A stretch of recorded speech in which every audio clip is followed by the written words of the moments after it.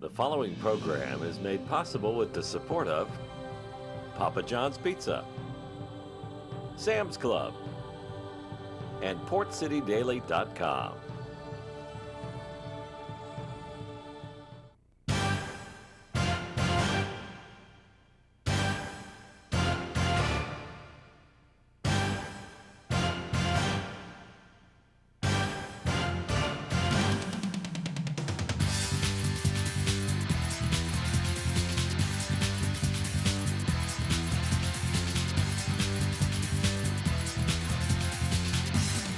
A rare off week between the final date of the regular season and the high school football state playoffs has brought together a meeting of the minds here on Sports Roundtable this week. Welcome, everybody. I'm Joe Katz from PortCityDaily.com. It's our weekly broadcast of Sports Roundtable here on New Hanover County Schools TV. This week, we bring in the sports media panelists from across the Wilmington area to discuss high school football as we head into the first round of the state playoffs coming up at 7 o'clock on Friday night. As I introduce this cast of characters, and I say that term very seriously, characters joining me here on set this evening. John Rendelman of WWAY TV3, Tim Hauer of the Star News, Ben Darnell made it into the set just in time for the show, ESPN Radio, and John Smits of WECT. So fellas, thanks for joining me here on set this evening as we break down high school football, the end of the regular season and the start of the playoffs. Should be hopefully a couple of good weeks still left for our high school football teams, breaking down New Hanover County, of course, here on New Hanover County Schools TV. Final week of the regular season, guys. You guys have followed football here for a long time. John, maybe just assess, your thoughts on how the season has gone as we head into the first week of the postseason. Well, here's what we got to remember. I mean, had it not been for Hurricane Matthew, right now we'd be talking about the second round of the state playoffs. For so many teams, the regular season ended 7 days later, and for a lot of teams, the regular season ended when it was supposed to end. But now we've got teams like Hoggard and Laney, Topsail, West Brunswick, New Hanover, with this long break. To me, that's kind of the story right now going into the state playoffs, is how will teams, even like West Brunswick, a 3-week break, react to this long break. And New Hanover, Laney, and Hoggard with just a shorter amount of time. Well, I think the cliche of rust versus reward comes into play, really, Ben, heading into this first week. You get a team that's hot, Hoggard, they've won maybe 4 in a row. A team like West Brunswick, I know they're across the bridge, but they have 2 weeks off actually before the start of the regular season. For that rust versus reward thing could come into play come Friday. Hoggard Vikings are the team I was thinking about the whole time when we were talking about this. They've been so hot, especially on defense, where we thought their defense was going to give up a lot of points these last 4 weeks. Really some must wins, I would think, for this team. Like, on the brink of not making the playoffs, which is just really absurd to say about Hoggard Vikings in 2016, but then really got it together those last 4 weeks, and I would say play into where they're playing against Durham Hillside, who's a really good team that they're going to face up against. Wondering if that is going to be a rusty bunch going in, or like the rest of the teams, get an opportunity to get healthy with this extra week. Talking about defense, John, the Laney defense, they're allowing less than 2 touchdowns per game. Their offense needs to catch up with the way their defense has played. They're going to go up to Fuquay Farina, up Interstate 40. Their defense is going to have to put in a good effort if they hope to continue their season. Yeah, the defense has been really great all season long, but actually there were stretches there 3 weeks into the season, they're scoring 7 points a game, then all of a sudden they start really getting that triple option going, and they were scoring 30, 40 points and really surprising some teams with victories. But it's been that defense all year long that has really been rock solid in a physical group that I think this could be a team that could advance into the second round. But when you talk about that rust and reward, the reward is health, and all these teams finally getting healthy with this extra week. New Hanover being one of those teams that could benefit from that extra week off. I know Coach Smith gave kind of the guys a couple of days off, gave the coaching staff a day off so they can vote on election day. So this is a team that's going to have to hit the practice field hard here if they hope to, they get a favorable schedule, Tim, in this 4A playoffs if they can win a couple of games with that top seed out of the East. Yeah, I mean, it's the same as last year. They played, all their games at home in the playoffs last year and made the finals, the East final. Coach Smith, unlike some of these other coaches, has been around for a long time. He knows how to prepare his team for the playoffs. He's been there before in his 20-plus years of coaching. So I expect the Wildcats to be ready for this Friday night. Wildcats team, guys, a team that really I don't think has played at all close to their best football yet. They've had ups and downs throughout the course of the season. They get beat up in their non-conference schedule, then they take care of business during the Mid-Eastern Conference. How do you see New Hanover kind of faring in this playoff run here? I think it's going to be interesting. I think that those first couple rounds, you expect them to win easily, but these are those games that where we thought against South Brunswick they would just run away with it, but gave up 21 points. Is this one of those games that they, all of a sudden it's a shootout late because they didn't come to play early? Sometimes you're on the sideline and some of the assistant coaches, these guys, they're not here yet. And then all of a sudden something clicks in the second half and New Hanover scored 45 points, and they've, blown them away. But in the playoffs now, you can't take any plays off. These teams are too good. And I think the big thing is looking at New Hanover being a 1 seed is at Legion Stadium this entire time with as many losses that they had. Is this as good of a East 4A East bracket as we've seen over the years? And who is the team that they're preparing for? Is it Scotland? Yeah, really, and Scotland took care of them on the road in Laurinburg back in the non-conference part of the schedule. But with New Hanover, I think in particular, last year they had such a senior latent team, especially at the quarterback position, a guy who's doing things in college now, and Burke Estes at Randolph-Macon. I think they had 6 turnovers all of last season. And there's been parts of this season, John, where they've had 4 or 5 turnovers in a game. So to see the Wildcats really needing to take care of the football and step up, I think, on the defensive side of things over the last couple of weeks and continue that. If you're asking me for a prediction, I believe New Hanover, of the 3 Wilmington teams left, will be the one that I would be shocked if they don't win. Hoggard could win, Hoggard could lose. Laney could win, Laney could lose. I'm just going to go with New Hanover with a convincing win over Northern Durham. New Hanover has a good draw. The table is set for them, and I see them making some noise in the playoffs, and they've got a lot of talent out there. Unlike New Hanover, Hoggard and Laney do have some established running backs.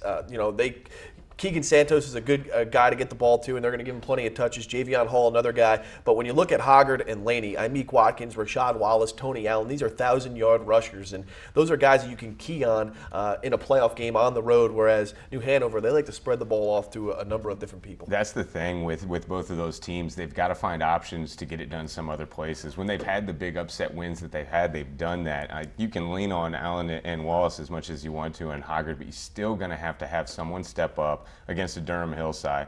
Against Fuquay Varina, who scores a lot of points, it worries me that if you get down a couple possessions as a Laney Buccaneer team, to just feed Imeke Watkins on the run game or use the option style, if that's not clicking, it's going to be hard for these guys to come back and keep up with Fuquay Varina. But they got to find other players other than for Hoggard, other than Wallace and Allen. For Laney, of course, everyone knows Imeke Watkins is going to touch the ball 30 times, but someone else has to come through and score for them. And I think when you're having that discussion, Hoggard, I guess, comes out at the top of, advantageous of that. They have Josh Jones, a quarterback who has varsity experience now in his junior season, has really come along through the pass game and on the ground, and getting Colin Hare, their senior wideout, back a couple of weeks ago from a broken collarbone. He seems to be healthy and ready to go. So having a number 1 receiver, Tim, along with a couple other possession guys, Trey Hauser being one of them, Chet Raddick, another receiver that can catch the ball in possession. Hoggard, I think, is positioned well to go on the road and pick up a win here in the first round. Yeah, I mean, we talk about Laney, and I think they're a lot more one-dimensional than Hoggard is. Hoggard's got the passing game. Josh Jones has over 1,500 yards. He's completed 60% of his passes. And actually, Tony Allen and Rashad Wallace actually have less yards this year than they did last year. So they've opened it up a little bit, and I think that's what you're going to see up at Hillside. I think they know that their only chance is to try to push the ball downfield and get an early lead against those guys because they're so athletic, that Hillside team. John, you kind of brought up a point a couple of minutes ago. Football here in New Hanover County, and really I think all over the eastern part of North Carolina, over the course of the last 3 years, I don't want to say that it's been down, but the caliber of athletes that we've seen come out of this place, the Trayvon Browns, the Garrett Walstons, the Julius Reynolds now at North Carolina A&T, Ramon Simpson at North Carolina Central doing some big things. You've had some some premier standout athletes go on to Division I college level. We really don't have that type of player that we can centralize on right now. Maybe the exception of Jemias Williams up front for New Hanover. Yeah, it's a kind of it's cyclical. You see years that certain areas have more athletes than other. I think this year New Hanover certainly has the athletes to win. It's can they get them the ball in space and do what they do well? The big thing for New Hanover is if they do get Scotland, can they match up where they've already played them once? And that game, they probably like to forget because Scotland basically just pound the ball right down their throat. And they got the guy, Zamir White, I believe his name right. is. This is a guy that's going to go on to some big-time college football. Right now, from what I've heard, Clemson or Ohio State.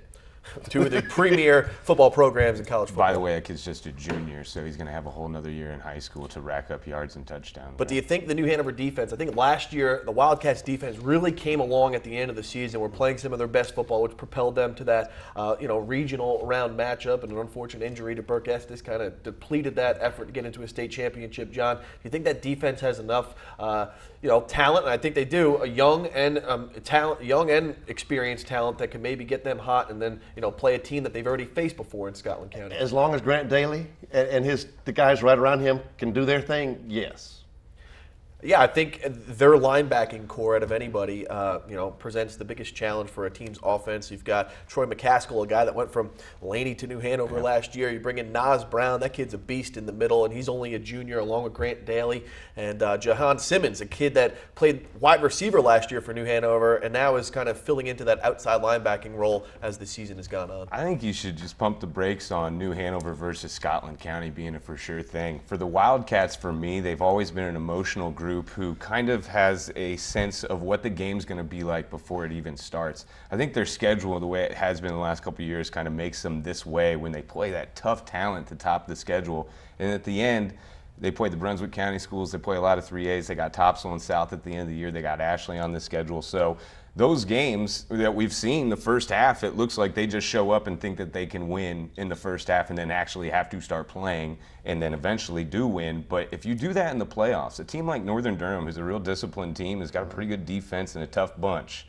Don't sleep on that team. I don't know about Northern Durham being the most disciplined team out there. That's why I think this is a really good matchup for New Hanover versus Northern Durham. I just don't believe that Northern Durham is going to go in there thinking that they're going to lose. I think this is a Pac-6 team that's played tough competition all season long. They've never really had a spot or a 2-3 week period where they've just coasted. Don't sleep on Northern Durham right now and already put New Hanover past that. I think this is also where Earl Smith's experience comes in. 20-plus years. Last year, New Hanover was rolling, but in the playoffs, I think that's where you saw that leadership where he has a goal. And the goal for New Hanover every year is a conference championship. Past that, it's a region championship, state championship. I think that's where you're going to see what he's been doing for all these years come through. Kind of a weird way the end of this season all winded down. You had West Brunswick, a team that was just rolling red hot. They pick up a victory, a dominant victory over New Hanover, and then you knew that they had to come up here to Wilmington and play Laney and Hoggard, and they game planned well. Or Laney was down at West Brunswick, and Laney just stuck it to them really. But then Hoggard here took care of them at home, and just the way West Brunswick ended their season. I know this is a New Hanover County Schools based television show, but the way West Brunswick ended their season, then they get a bye week on the final date of the regular season, and extra week of practice. So it'll be 21 days before West Brunswick takes the field in Shallotte come Friday night for the first round of the 3A playoffs. We'll take a break here on Sports Roundtable. The meeting of the minds between the media members here in Wilmington, John Rendelman of WWAY, Tim Hauer of the Star News, Ben Darnell of ESPN Radio, John Smits of WECT. I'm Joe Katz from PortCityDaily.com. When we get back, we'll get a look at some of our Player of the Year candidates and continue to break down the high school football season as we head into the first round of the state playoffs coming up on Friday night, and we'll be right back.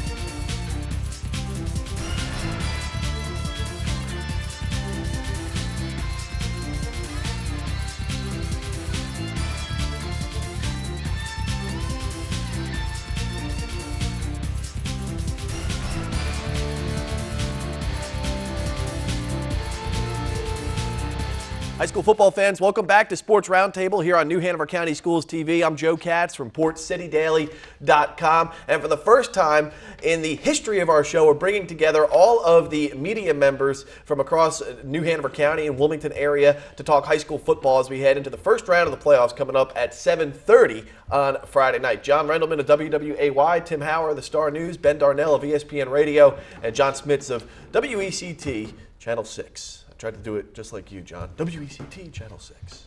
Is that? No, that's the other John Evans. All right, high school football, guys, as we get it into action here, starting the first round of the playoffs. As Tim noted during the break here, as we wrap up our final segment, Tim, all the conference games this year started at 7 o'clock, and the North Carolina High School Athletic Association, in big bold letters, you said, on their website that I was on all weekend, said games will kick off at 7:30. Is there a reason why that is? Yeah, I haven't talked to anybody up there at the state, but the website does say all games will start at 7:30. So that's what I'm assuming all games will start at 7:30. Let's hope it's not just copy and pasted from the previous year, because there were two ADs, I will not mention their names, who when they sent out their schedule this year, they had on the schedule 7:30 kickoffs for all games, and then I contact them, and they said, "Oh, that's just leftover from last year." So let's just got to do our due diligence out there, those athletic directors. For us throw folks them on the bus. For us folks that have deadlines, 7 o'clock starts are perfect. It's made a world of difference. It has for us on the fifth quarter at WWAY. We've had better coverage this year because of the 7 p.m. kickoffs. Whether it be the schools an hour away, West Bladen, East Bladen, South Columbus, Whiteville, or the ones 5 minutes away, New Hanover, etc. So. I do know that one of the High School Athletic Association did grant permission to a couple of television stations out in the western part of the state this year to televise their games. So maybe we can get some love here in the east and get some of those games televised in the future, maybe possibly on New Hanover County Schools TV. Maybe we're just going to throw it out there. Tim, also, the way the seeds worked this year a little different too, and we were all looking at each other kind of with a baffled look, and you had all the explanations on exactly how the seeds work in each of the classifications and the brackets. So why don't you break that down for us? Yeah, so what they're piloting a new system this year. It's just a one-year system, and they'll reevaluate it after the season and see if they liked it or not. But they split the East into a Mid-East and an East. They split the West into a West and Midwest. And in football, they seeded 1 through 8 in the East, and they seeded 1 through 8 in the Mid-East. And then, like in the NCAA tournament, the 1 from the East plays the 8 from the Mid-East. And so forth. So what they were trying to do, especially in the bigger classifications, is eliminate conference matchups in the first round. That way, 2 teams from the East won't play each other. New Hanover and Hoggard would not play each other in the first round. When you get down to 1A, obviously that had to have happened. You see Walsh Rose Hill and Pender are playing. Trask and Union are playing. So those are 2 conference matchups in the first round. But in the upper classifications, I think in 4A, there's only 1 conference matchup rematch in the first round, so that's why they did that. One other thing that comes up too is the average daily membership. Is that I said it right? Is the number of kids in the school per day. And I know for some of the traditional New Hanover people, a lot's going to change after this season, obviously dropping from 4A to 3A. That's so interesting to see, and I've talked to so many New Hanover alumni and try to get their feelings on, just going from 4A to 3A. In their hearts, I feel like they don't like it just because they want to be top of the echelon. They feel like, beating the biggest schools in the state, winning those state championships may mean a lot more than 3A. But you can't argue with the numbers, man, and the size of the school and the actual population that goes there drops them down to 3A. And if we know New Hanover, I feel like that's a pretty big powerhouse in a lot of different sports over there for the Wildcats. But I do think, too, that other schools, obviously outside of our coverage area, are also going to drop down to 3A2 next year. So that could, bode well or, be another difficult I think task. it will be harder for New Hanover than a lot of people think it will be. There will actually be more 3A schools next year than 4A schools. And some of those traditional 4A powers like Greenville Rose will be 3A schools next year. Havelock. Havelock. Yeah, That's the Havelock. one school that you have to say Havelock and Havelock. Crest. All right, back to week 1 or first round of the state playoffs coming up on Friday at 7:30. New Hanover will play at home at Legion Stadium. Hoggard, Laney on the road. When you look across the landscape of the Mid-Eastern Conference this year, guys, who stands out maybe as an offensive player of the year or a defensive player of the year candidate? I know the vote goes to the coaches. Tim has his all-area type of team at the Star News. But in your eyes, maybe we'll start with John and go around. Who sits in your eyes as the offensive player of the year, defensive player of the year? I haven't looked at all the stats and haven't been to all the games, but from an offensive standpoint, best athlete out there is Sherrod Sidbury of Laney High School. I mean, when he's got the football in his hand, things are going to happen. You know, do I think Laney will go far in the state playoffs? No, but to answer your question, from a dynamic standpoint, I like Sherrod Sidbury of Laney. Yeah, first-year quarterback, only a sophomore. He's got the build of a pretty Colin special Hare's athlete. not going to win any MVP awards this year because he didn't play at the beginning of the season, but he has been a difference maker for the Hoggard Vikings the last month. Now that he's on the field. Tim, who do you got? Well, I mean, in the overall conference landscape, it's obviously Bubba McRae from West Brunswick. The kid's a beast, and he was huge in their win over New Hanover. If we're just talking about New Hanover County teams, I like Wiz Vaughn from New Hanover.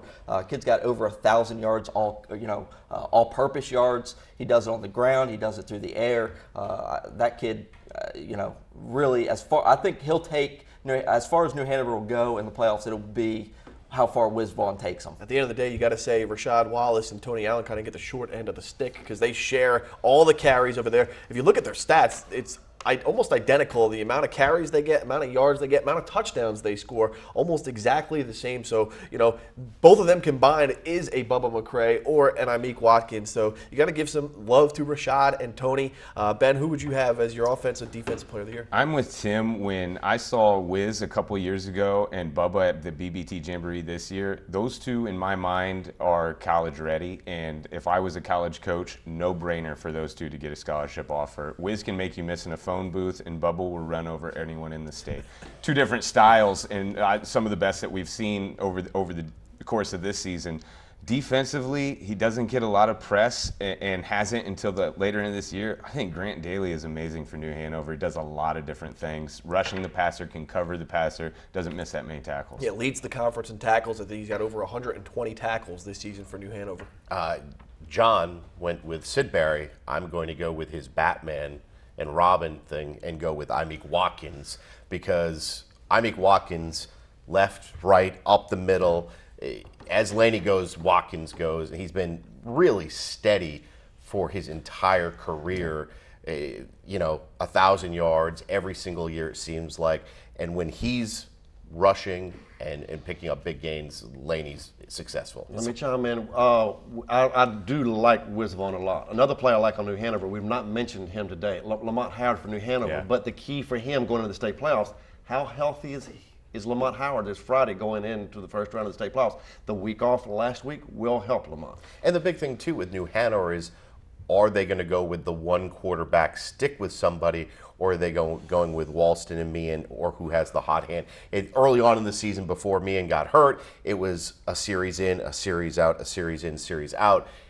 What is their strategy going to be going into the playoffs? How does that affect a football team when you have a guy like Blake Walston, just a sophomore, getting his feet wet here, his first varsity experience, and then you got Francis Meehan also seeing his first varsity experience. Yeah, junior, but the flow of an offense can often dictate on how your quarterback is playing. And when you see a new guy behind center calling the signals every other possession, that could create some problems for you. My college career started with two different quarterbacks. And the biggest thing for us that was different wasn't really how the ball came out or how the offense was run. It was the voice that you hear. And it is just a different power in a huddle, different power on the line of scrimmage for a cadence. It can mess you up just with the cadence as far as when to go on a two or what to do on a certain situation. And the art of quarterbacking is a lot more than spinning the football. The art of quarterbacking really is the leadership role of the place. And when you switch of leaders throughout the course of the game, the other 10 players are affected by it. It is tough to do, especially when you have a quarterback with the same style as the other quarterback. And they're very different players, too. Meehan, the more athletic runner, Walston has a cannon, and sometimes those are just rockets, and you're like, wow, just if he a little bit more touch, I think there'd be more completed passes. I think over the course of the last couple of years, the running back position has grabbed a lot of the headlines with Imeke Watkins, Bubba McRae, Rashad Wallace, Tony Allen, even throw in Bradley Plyler, unfortunate injury to end the season for Ashley. The new upcoming class is going to be quarterbacks. You got Sherrod Sidbury, just a sophomore, can gun it around the field. If he can corral that cannon too and get a couple targets to throw to, he could be a pretty special player. Then you add Walston in the mix too. And the amazing thing, he's been doing this in a triple option attack. Can you imagine him in a spread attack? Yeah, and I think with Sherrod too, there's a lot of youth when you see Sherrod and Walston, but those are two guys that have the frame, the 6'3" frame. They can chuck it around the field. Tim, they get some targets to throw to. They get a couple of playmakers around them, and New Hanover's going to have those playmakers. Can Laney bring up a couple of guys? They have, talk about that average daily membership. Laney has the biggest school in New Hanover County, and they've got some athletes somewhere around there. If they can just find 2 or 3 guys that can make plays, like maybe a couple of years back that they had, Sherrod Sidbury, could be on the radar of some schools moving forward come to college. Absolutely. I mean, I'm sure he's already on some radars, but Laney is definitely a program on the rise. A couple of years ago, they were down towards the bottom of the league. Steadily, they're getting better and better. Coach Yeoman, doing a great job over there. And, we kind of talked about earlier how, maybe it's down a little bit right now, but I think it's maybe just that senior class that we're seeing right now doesn't have the huge names. We got Jemias Williams, obviously, but I think the junior and sophomore classes here in Wilmington are pretty stout, and I think we're going to start seeing a lot more college kids come out of those 2 classes. Go ahead, John. And for Laney, it's now how many straight years of being on the road in that big foray. I think last year they went up to Gardner. Eventually, you got to get a home game. Yeah, and what that takes is you need to beat New Hanover and you need to beat Hoggard in this conference. They took care of West Brunswick on the road. They really just stuck it to the Trojans. But at the end of the day, if you're not beating the teams here in town, you're going to play. And they didn't beat New Hanover because they kind of beat themselves. Yeah, it was a 1-point game. Yeah, it was a missed extra point, a blocked extra Not point. just but a couple of the factors in that game that went against them. A couple of the flags that went against them that were on the sideline. Laney needs a little bit more discipline. They'll win more games when they find that too. But the defense has always been there. That's the one thing that they've always been able to lean on. They're going to lose a lot of guys on that defense And next year, though. I didn't mention my defensive player of the year, but he would be from Laney, Kamen Cizak, who I think is outstanding. I think he has 138 tackles this year. Kid's outstanding. He's always flying the ball. There's not a play where you don't see number 3 in there on the tackle. All right, as we wrap up the segment here and the show here on Sports Roundtable, John, we can catch you next on Friday night on the 5th quarter. With former New Hanover head football coach Kevin Motzinger, my sidekick this year in the 5th quarter. So we'll be on again Friday around 11:15 p.m. for state playoff coverage. Tim, you'll have playoff coverage. I know definitely at New Hanover, West Brunswick, down at Charlotte, you'll have guys covering those games. Absolutely, and we'll have our tailgate page, our preview page in Friday's paper, so be sure to check that out. Ben, the home of the New Hanover Wildcat football will be at Legion Stadium, 7:30. That game will be on the air on ESPN Wilmington, 95.9 FM, 6:30 a.m., plus Port City Sports. Every weekday, 3 o'clock, we'll be talking high school sports. And John, we were just talking about before, with all these games going on across the entire Cape Fear region, you should be able to cover every single football game in Cape Fear come Friday night. That is the hope, and hope to get a few from the Raleigh area. It's all about phone calls, who's shooting what, but you can see all those games, WECT Friday Night Football, 11:15-ish. It's kind of one of those things that I'm watching to see when he goes on. Well, fellas, it was great having you guys here, and the conversation went real quick, and it seems like we all know a little bit about high school football here in New Hanover County, so thanks for stopping by, fellas. All right, that'll do it here for our latest edition of Sports Roundtable. We'll have a playoff edition of the show coming up next week with the 4 coaches from New Hanover County, 3 coaches from New Hanover County, along with playoff highlights from the first round of action. For John Rendelman, Tim Hauer, Ben Darnell, John Smits, I'm Joe Katz from PortCityDaily.com. Until next time.